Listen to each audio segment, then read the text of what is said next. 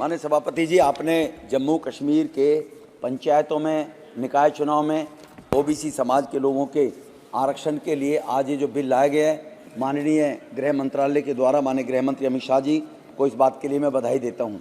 हमारे देश के प्रधानमंत्री माननीय मोदी जी, उन्होंने 2014 में ही कहा था सबका साथ सबका विकास। उसी पद्धति के तहत हर जिसकी जितनी भागीदारी उसको उतनी हिस्सेदारी मिलनी चाहिए। इसी को लोकतंत्र कहते हैं सर।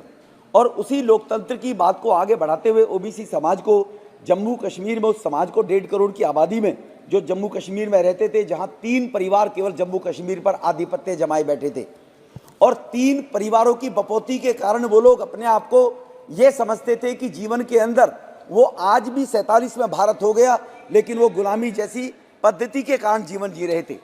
सर, मेरे अनुसार तो लगता है कि ऐसी समाज को तो वोट डालने का अधिकार भी जम्मू कश्मीर में नहीं था धारा 370 हटने से पहले। जो इसी देश के नागरिक हैं, इनको याद करना चाहिए जोगेंद्र मंडल की बात। 1947 में जब देश का पार्टीशन हुआ था, वो जिन्ना के साथ एक रहते और पाकिस्तान की आबादी 23% थी उस टाइम हिंदुओं की, जो आज घटकर 1.5% रह गई सर। तो उसके पीछे उस समाज को उनके हकूक, उनके अधिकारों से वंचित रखना एक केवल देश को बपौती समझकर राज करने की मानसिकता थी। आज जम्मू कश्मीर की जो जमहूरियत है, उनकी मेहरबानी पर जो जीने को मजबूर हुआ करती थी, उसके पीछे मैं कुछ आंकड़े आपके सामने सर रखना चाहता हूं।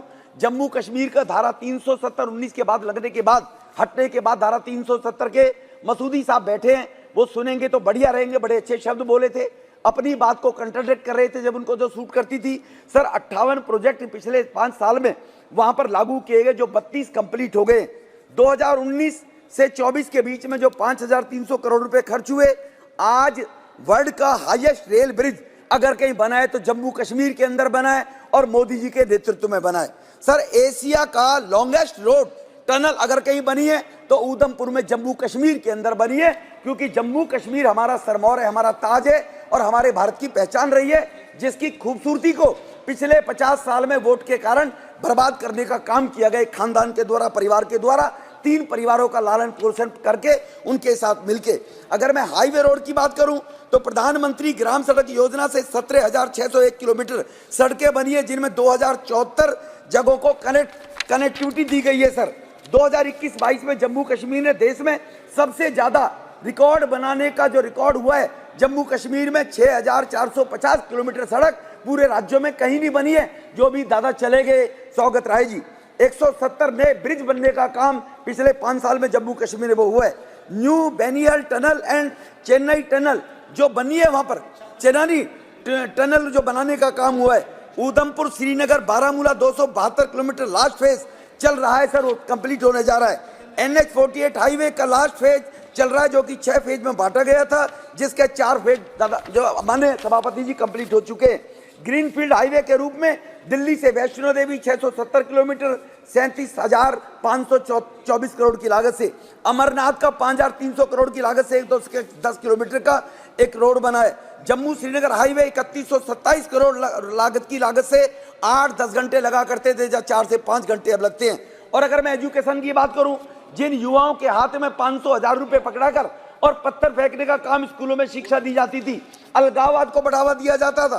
2 एम्स पूरे देश में, अगर छोटे से यूटी में अगर कहीं बने तो 2 एम्स जम्मू कश्मीर में वहां की जमहूरियत के लिए बनाने का काम हमारे देश के प्रधानमंत्री मोदी साहब ने किया है। कश्मीर के लोगों को, उनके बच्चों को मेडिकल में, कॉलेज में वो डॉक्टर बन सके, 7 medical college, 28 BCS nursing college. इसी प्रकार से सर 2 कैंसर के इंस्टीट्यूट, 50 नए degree college, IIT IIM college चालू कर दिए गए हैं। इंटरनल फ्लाइट वो देश के अंदर इंटरनेशनल फ्लाइट वहां से चालू हो गई है सर, जहां के लिए G20 की मीटिंग के 2 वहां पर कार्यक्रम हुए, जहां जम्मू कश्मीर में लाल चौक के ऊपर कैसी कहानी क्या कही जाती थी वो किसे छुपी हुई है सर। इससे आगे सर मैं आना चाहता हूं, 370 हटने के बाद जम्मू कश्मीर में 1.5 करोड़ की आबादी है और 1 करोड़ 80 लाख पर्यटक एक पिछले 3 साल के अंदर वहां गए सर, जो वहां के लोगों को रोजगार दिए और वहां के लोग अच्छा जीवन जीने को अब अच्छा जीवन जी रहे। PM आवास योजना में सर 50,000 गरीब लोगों को जो 50 साल तक जम्मू कश्मीर की आजादी के बाद भी वहां पर लोग कच्चे घरों में रहते थे, 50,000 लोगों को पक्के मकान देने का काम किया। 370 हटने के बाद वहां पर सर अध्यक्ष जी, मैं आपके सामने ये बात रखना चाहता हूं, जम्मू कश्मीर और देश के और अपोजिशन के लोगों के सामने भी, जहां 30 साल से सिनेमा और थिएटर बंद पड़े हुए थे सर, 100 से ज्यादा शोज वहां चलाए जाते, आज 30 सालों में थिएटर बनते हैं, वह लोग फिल्म देख रहे हैं लोग।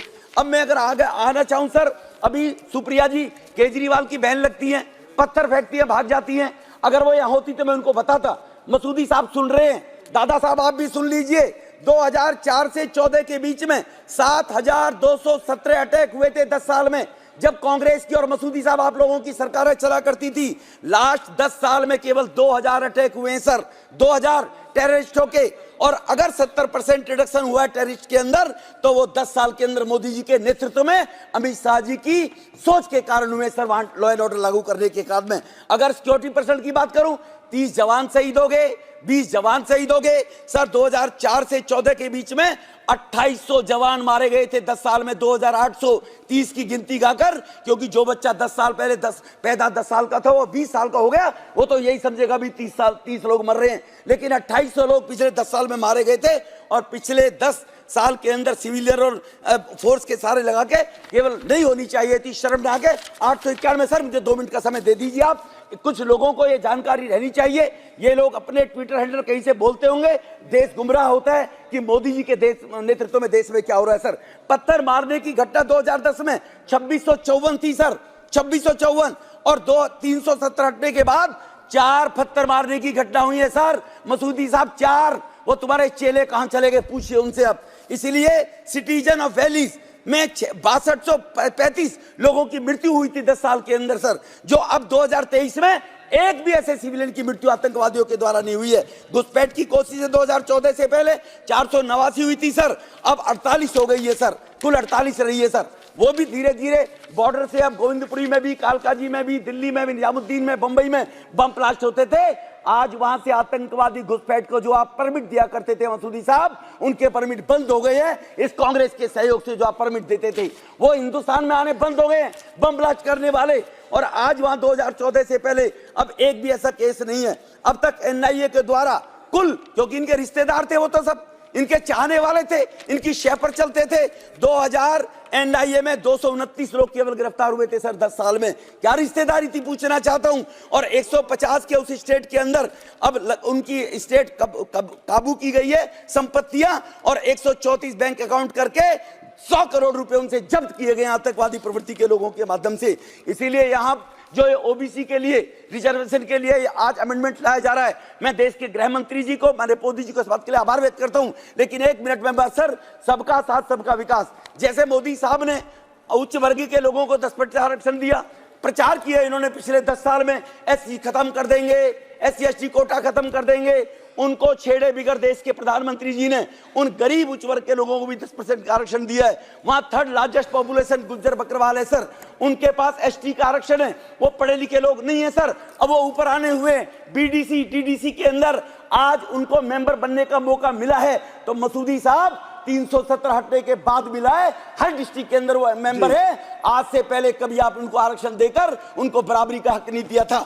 आप उस राज्य को अपनी बपौती समझकर उनसे नौकर की तरह व्यवहार करके काम कराते थे, शोषण किया करते थे। सर अभी जो ST का आरक्षण दिया जा रहा है, हम पहाड़ियों को आरक्षण मिलना चाहिए, हम उसका विरोध नहीं करते हैं। मेरा एक सुझाव है कि उनके आरक्षण में कटौती किए बगैर, एजुकेशन है नहीं, शेड्यूल कास्ट में भी एजुकेशन जो जातियां नहीं है उनको उसका आरक्षण नहीं मिल पाया था, कुछ वर्ग ले पाए थे जो पढ़े लिखे लोग हुआ करते थे। पहाड़ी लोगों को आरक्षण दिया जाए, लेकिन गुज्जर बकरवाल के आरक्षण को उसको छेड़े बगैर और व्यवस्था करने के बाद बढ़ाकर आरक्षण की व्यवस्था हो, ये निवेदन करते हुए अपनी वाणी को विराम देता हूं। बहुत बहुत धन्यवाद। कलानिधि जी।